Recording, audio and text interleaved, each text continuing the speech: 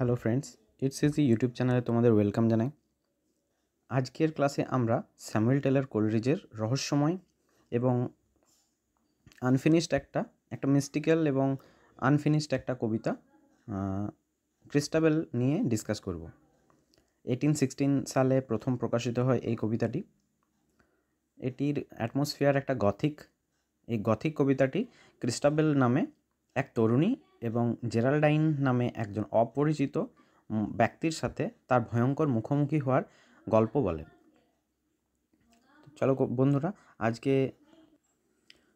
আজকের এই কবিতাটি নিয়ে আলোচনা করা যাক। দেখো বন্ধুরা, কবিতাটি প্রথম শুরু হয় ক্রিস্টাবেল এমন একটা পরিবেশে শুরু হয় যেখানে ক্রিস্টাবেল তার অনুপস্থিত প্রেমিকের জন্য মধ্যরাতে, মানে মিডল আর কি, সেই সময় মধ্যরাতে মিডনাইট আর কি, জঙ্গলে প্রার্থনা করে। সেখানে তিনি কি হয়, জেরাল্ডাইনের মুখোমুখি হন। একজন সুন্দর অথচ রহস্যময় মহিলা এই জেরাল্ডাইন, যিনি দাবি করেন যে অপহরণ করা হয়েছে তাকে। ক্রিস্টাবেল মনের দিক দিয়ে খুব নরম এবং তিনি ছিলেন, তার মনের ভিতরে মমতা ছিল, মমতায় পূর্ণ। জেরাল্ডাইনকে তার বাবার দুর্গে নিয়ে আসেন। তিনি তার কথায় বিশ্বাস করেন এবং তাকে তার বাবার যেটা ক্যাসেল আছে সেখানে নিয়ে আসেন। কিন্তু নিয়ে এলে কী হয়, কিছু কিছু অদ্ভুত বা অতিপ্রাকৃত কিছু জিনিস তার সাথে ঘটতে শুরু করে। জেরাল্ডাইন এক ধরনের অতিপ্রাকৃত বা অন্ধকার শক্তির একটা মানে পজেস করে, অধিকারী যাকে বলে, সেরকম টাইপের একজন ব্যক্তি। কিন্তু এইসব সম্বন্ধে ক্রিস্টাবেল তো জানে না, ক্রিস্টাবেলের এসব সম্বন্ধে সব কিছুই অজানা।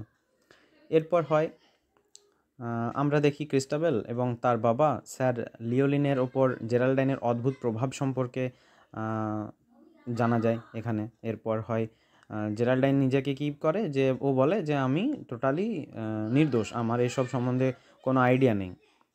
কবিতাটি যারা রিডার তারা আসল উদ্দেশ্য এবং তার ক্ষমতা সম্পর্কে সন্দেহের মধ্যে পড়ে যায় এবং এরকম সময়ে কবিতাটি শেষ হয়ে যায়।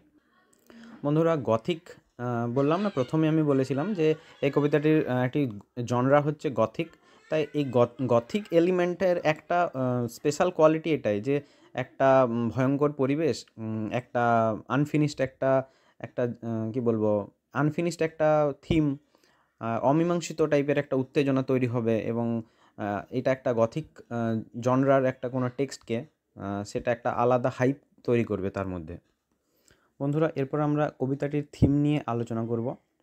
ক্রিস্টাবেলের মানে সেন্ট্রাল থিম যদি আলোচনা করা হয় তাহলে এর মধ্যে এমন একটা জিনিস আসবে যেখানে একটা হলো নির্দোষ হচ্ছে যেখানে আমাদের ক্রিস্টাবেল, অন্যদিকে খারাপ যেটা আমাদের জেরাল্ডাইন। এই দুজনের মধ্যে একটা সবসময় পার্থক্য দেখানোর চেষ্টা হয়েছে। ক্রিস্টাবেল বিশুদ্ধতা এবং ধার্মিকতার প্রতিনিধি, মানে সে রিপ্রেজেন্ট করছে এখানে এই কবিতাতে, সে পিওর এবং একজন স্পিরিচুয়াল একজন ব্যক্তিত্বকে সে রিপ্রেজেন্ট করছে। আবার উল্টো দিকে জেরাল্ডাইন হচ্ছে একজন দুর্নীতি এবং প্রতারণার একজন এম্বডিমেন্ট বা প্রতীক টাইপের একজন, যে কথা মানে তাকে ঠকিয়ে দেয়, ক্রিস্টাবেলকে ভালো মানুষ পেয়ে তাকে ঠকিয়ে দেয়। আর আমরা জানি কোলরিজের কবিতাতে আমরা সুপার ন্যাচারাল এলিমেন্ট তো পাই, অতি প্রাকৃত জিনিসগুলোকে আমরা দেখতে পাই। কোলরিজের রোমান্টিক শৈলীর এটা বৈশিষ্ট্য, আমরা এটা জানি। এটা ভয়ঙ্কর পরিবেশে এই সব এলিমেন্ট যখন আমরা পাই তখন কি হয়, কবিতাটি একটা অন্য মাত্রায় পৌঁছে যায়। কারণ কবিতাটি বাস্তবতা এবং কল্পনার মধ্যে একটা রেখাকে অস্পষ্ট করে দেয়। মানে ঠিক ক্লিয়ার কাট বলা নেই যে আদৌ এটা সত্যি না এটা একটা কল্পনা না বাস্তবতা। এরকম একটা জায়গাতে একটা থিন লাইন একটা এখানে আছে। আরেকটা স্পেশাল কোয়ালিটি যদি বলা হয়, এখানে ছোট গল্প যেমন হয়, ছোট গল্পের মধ্যে যেমন একটা এলিমেন্ট থাকে যে হঠাৎ করে শেষ হয়ে যায়, সেরকম এই কবিতাটাও যেন একটা গল্প বলছিল, সেই গল্পটা কী হয়ে গেছে, মানে আনফিনিশড রয়ে গেছে, অসমাপ্ত। কোলরিজ হয়তো আরও লিখতে চেয়েছিলেন কিন্তু ক্রিস্টাবেল হঠাৎ করে শেষ হয়ে যায়। অনেক প্রশ্নের উত্তর এখানে পাওয়া যায় না, যে ক্রিস্টাবেল তারপরে কী হলো, জেরাল্ডাইন কী হলো তার সাথে, কিন্তু এগুলোর উত্তর পাওয়া যায় না। এবার এই আনফিনিশড যে এন্ডিং, ওপেন এন্ডিং যেটা হয়ে গেছে আর কি, শেষ হয়নি, বছরের পর বছর ধরে অসংখ্য ব্যাখ্যার জন্ম দিয়ে গেছে এই আনফিনিশড থাকাটা। কবিতাটি দীর্ঘস্থায়ী একটা ষড়যন্ত্রের অবদান রেখেছে। দীর্ঘস্থায়ী ষড়যন্ত্র মানে এখানে তারপরে কি হবে, তারপরে কি হয়েছিল, এটা নিয়ে মানুষ ব্যাখ্যা করতে শুরু করে।